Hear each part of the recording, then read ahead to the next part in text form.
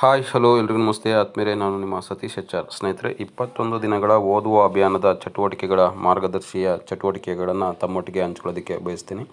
ಯಾರೆಲ್ಲ ಇದೇ ಮೊದಲ ಬಾರಿಗೆ ಸೃಷ್ಟಿ ಸಿಂಚನ ಯೂಟ್ಯೂಬ್ ಚಾನಲನ್ನು ವೀಕ್ಷಣೆಯನ್ನು ಮಾಡ್ತಿದ್ದೀರಾ, ಸಬ್ಸ್ಕ್ರೈಬ್ ಆಗಿ ಇದೇ ರೀತಿಯ ಸಾಕಷ್ಟು ವಿಡಿಯೋಗಳನ್ನು ವೀಕ್ಷಿಸಿ ಅಂತೇಳಿ ತಮ್ಮಲ್ಲಿ ಕೇಳ್ಕೊಳ್ತಾ, ಈ ಅಭಿಯಾನ ಪ್ರಾರಂಭ ಆಗಿರ್ತಕ್ಕಂಥದ್ದು ಸೆಪ್ಟೆಂಬರ್ 3ನೇ ತಾರೀಕಿಂದ ಪ್ರಾರಂಭ ಆಗಿದೆ.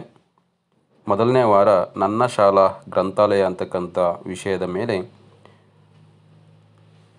6 ದಿನಗಳ ಕಾಲ ಚಟುವಟಿಕೆಯನ್ನು ಹಮ್ಮಿಕೊಳ್ಳಲು ಸೂಚಿಸಲಾಗಿದೆ ಅಂತಕ್ಕಂಥದ್ದು. ಇದರಲ್ಲಿ 3ನೇ ತಾರೀಕು ರೀಡ್ ಎ ಥಾನ್ ಅಂತಕ್ಕಂಥ ಚಟುವಟಿಕೆಯನ್ನು ನೀಡಲಾಗಿದೆ. ಎಲ್ಲವನ್ನೂ ಬದಿಗಿಟ್ಟು ವಿದ್ಯಾರ್ಥಿಗಳು, ಪೋಷಕರು ಮತ್ತು ಶಿಕ್ಷಕರು ಸೆಪ್ಟೆಂಬರ್ 3, 2024 ರಾಜ್ಯಾದ್ಯಂತ ಬೆಳಗ್ಗೆ 11ರಿಂದ 11:30 ನಡುವೆ 30 ನಿಮಿಷಗಳ ಕಾಲ ತಮ್ಮ ನೆಚ್ಚಿನ ಪುಸ್ತಕ ಅಥವಾ ಲೇಖನ ಅಥವಾ ಪಠ್ಯವನ್ನು ಓದುವುದು ಅಂತಕ್ಕಂಥ ಚಟುವಟಿಕೆಯನ್ನು ಮಾಡಿ ಫೋಟೋ ಸಹಿತ ವರದಿಯನ್ನು ದಾಖಲೀಕರಣವನ್ನು ಮಾಡ್ಕೋಬೇಕಾಗುತ್ತೆ ಅಂತಕ್ಕಂಥದ್ದು. ಇನ್ನು ಸೆಪ್ಟೆಂಬರ್ 4ನೇ ತಾರೀಕು ಗ್ರಂಥಾಲಯ ಅಥವಾ ಓದುವ ಮೂಲೆಯನ್ನು ಪುನರ್ಸ್ಥಾಪಿಸಿ ಅಂತಕ್ಕಂಥದ್ದು.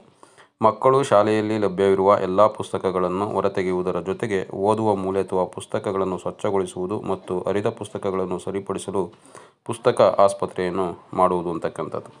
ಇನ್ನು ಸೆಪ್ಟೆಂಬರ್ 5ನೇ ತಾರೀಕು ಕಥೆಯನ್ನು ಗಟ್ಟಿಯಾಗಿ ಓದುವುದು. ಶಿಕ್ಷಕರು ತರಗತಿಯಲ್ಲಿರುವ ಮಕ್ಕಳ ವಯಸ್ಸು ಮತ್ತು ಮಕ್ಕಳ ಸರಾಸರಿ ಓದಿನ ಮಟ್ಟವನ್ನು ಗಮನದಲ್ಲಿಟ್ಟುಕೊಂಡು ಕಥೆಯನ್ನು ಓದುವ ನೇತೃತ್ವ ವಹಿಸುವುದು. ಮಾಹಿತಿಗಾಗಿ ಉಲ್ಲೇಖಿತ ಸಾಮಗ್ರಿಯನ್ನು ಅನುಸರಿಸತಕ್ಕಂಥದ್ದು.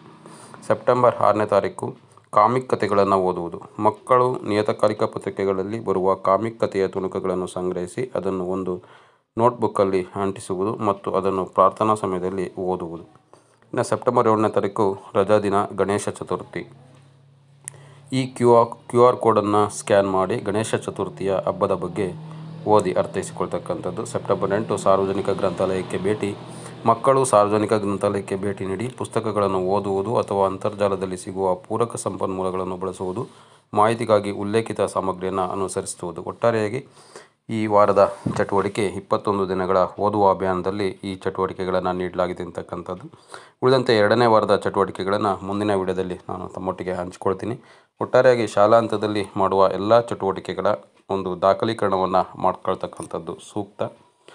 ಕೊನೆಯಲ್ಲಿ ಈ ಅಭಿಯಾನ ಮುಗಿದ ನಂತರ ದಾಖಲೀಕರಣದ ಎಲ್ಲ ಫೋಟೋ ಸಹಿತ ವರದಿಯನ್ನು ಸಂಬಂಧಪಟ್ಟಂಥ ಮಾರ್ಗದರ್ಶಕರಿಗೆ ನೋಡಲು ಅವರಿಗೆ ತಲುಪಿಸಬೇಕಾಗಿರೋದ್ರಿಂದ, ಸುತ್ತಲೆಯಲ್ಲೂ ಕೂಡ ಅದೇ ರೀತಿ ಮಾಹಿತಿ ಇರೋದರಿಂದ ಆದಷ್ಟು ಫೋಟೋ ಸಹಿತ ದಾಖಲೆಗಳನ್ನು ನಿರ್ವಹಿಸ್ತಕ್ಕಂಥದ್ದು ಸೂಕ್ತ ಅಂತಕ್ಕಂಥ ಒಂದು ಮಾಹಿತಿಯನ್ನು ತಮ್ಮೊಟ್ಟಿಗೆ ಹಂಚ್ಕೊಳ್ತಾ ಇಷ್ಟೊತ್ತು ವಿಡಿಯೋನ ವೀಕ್ಷಣೆಯನ್ನು ಮಾಡಿದ್ದಕ್ಕಾಗಿ ಧನ್ಯವಾದಗಳನ್ನ ತಿಳಿಸ್ತೀನಿ. ನಮಸ್ತೆ.